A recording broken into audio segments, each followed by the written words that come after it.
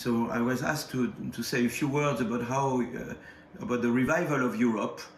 I think that it's true that if you look at the per capita GDP of the Euros area or Europe as a whole, we were catching up with the United States between 1945 and the mid or late 1980s. It was catching up growth. We were catching up with the US very much because we rebuilt our capital stock, which had been badly destroyed during the Second World War, and because also we had a good education systems in Europe on average, and we were able to catch up with the second technological revolution that took place in the US in the 1920s, 1930s. And so it was very much catching up growth between 1945 and the mid-80s, and then since the mid-1980s, the per capita GDP of the euro area is again declining vis-à-vis vis-à-vis the US per capita GDP. What happened is that we failed to move from catching up growth to frontier innovation growth. We remain stuck in mid-tech incremental innovations, whereas the US moved into, they are into high-tech innovation, biotech, internet, and so that's so the big problem is why is it that Europe fails to excel in breakthrough frontier innovation. And it's all the more surprising that if you look at the papers that underlie the frontier innovations, a lot of them are European papers. The research underlying breakthrough innovations, a lot of it is done in Europe, but it does not translate in breakthrough innovation in Europe. So how can we reverse trend and catch up again? And now the problem is that we are losing not only to the United States, but also to China, because also breakthrough innovations are now happening in China. So how can Europe, reverse trend, and how can we have a revival of Europe? I think that's very much the Draghi report, or the Letta report, or the Bocconi report. First, we need a true single market. I think a single market for goods and services, that would help enormously. Innovators need a big market. The US is a big market, China is a big economy, and Europe is a segmented market. We also need a single market for a capital market. The capital market is also segmented, and that I think is a big barrier. We need more long-term financing of research. We don't have enough long-term financing of basic research. We need more of it. We need to also a better financial ecosystem of innovation. I mentioned already that we need a more unified capital market, but we don't have enough venture capital. We don't have enough institutional investors, except Sweden is a counterexample, but we don't have enough of venture capital and institutional investment. And that's important because you see, to do breakthrough innovation, you need to be able to fail. In research, to be able to fail, you need long-term research financing. For startups, you need venture capital.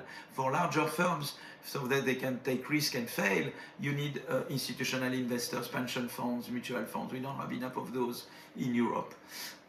We don't have enough bank securitization also, which is a way for banks to lend more and give greater support to innovative projects.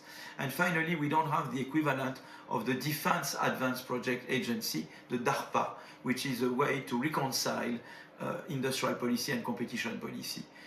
In the name of competition policy in Europe, we precluded industrial policy, whereas in the US, they were doing both competition and industrial policy, and the same in China. In China, you have, of course, very forceful industrial policy, but at the same time, they have their own way to to elicit competition between regions and also between firms. You see, when government subsidizes firms and industries, they try to do that, to give to several, to induce a yardstick competition between several companies. Of course, they have a big economy, and that helps.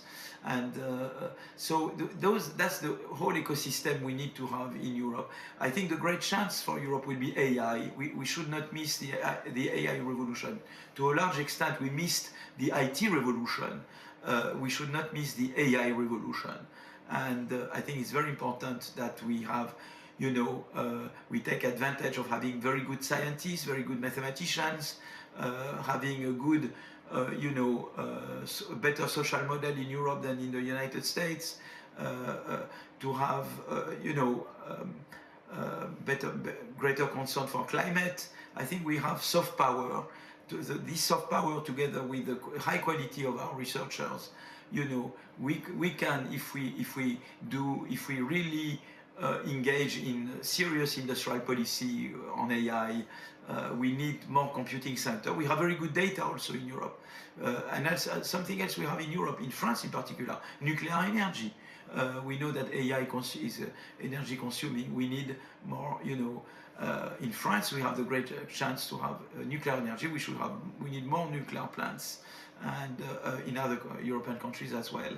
But I think Europe, we have the capability to harness the power of AI, and we know that AI has a big growth potential, and that can be a way for Europe to revive its growth and sustain its social model. Because if we don't increase our rate of productivity growth, we won't be able to sustain our social model.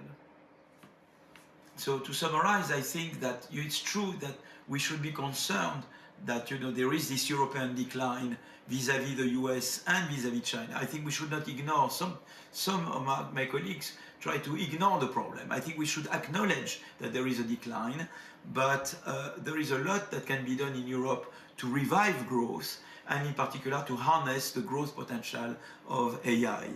And if we manage to do that, I think Europe can become, and it's very important that Europe revives its growth, its productivity growth, because we carry some these values. I was mentioning democracy, freedom, ethics. We want a more ethical AI. We want a more social AI. We carry rule of law. Those are important values, and even Canada counts a lot on Europe to push these values, and we would have Canada and other countries like Canada as big allies. It's very important that we. Another reason as well is defense. I mean, we know now that we cannot. US is not as reliable an ally as it used to be, and on defense we need European countries, and in European countries I include the UK, of course. We need to be able to defend ourselves, to defend our values. So more than ever, it's an urgency for us, for Europe, to get its acts together and to move from mid-tech incremental innovation to breakthrough innovation in three main domains: defense and AI, biotech, and energy transition. I think those are three domains where we need to push, and we have capabilities. We have knowledge, we have know-how, and we can again become leaders in those fields.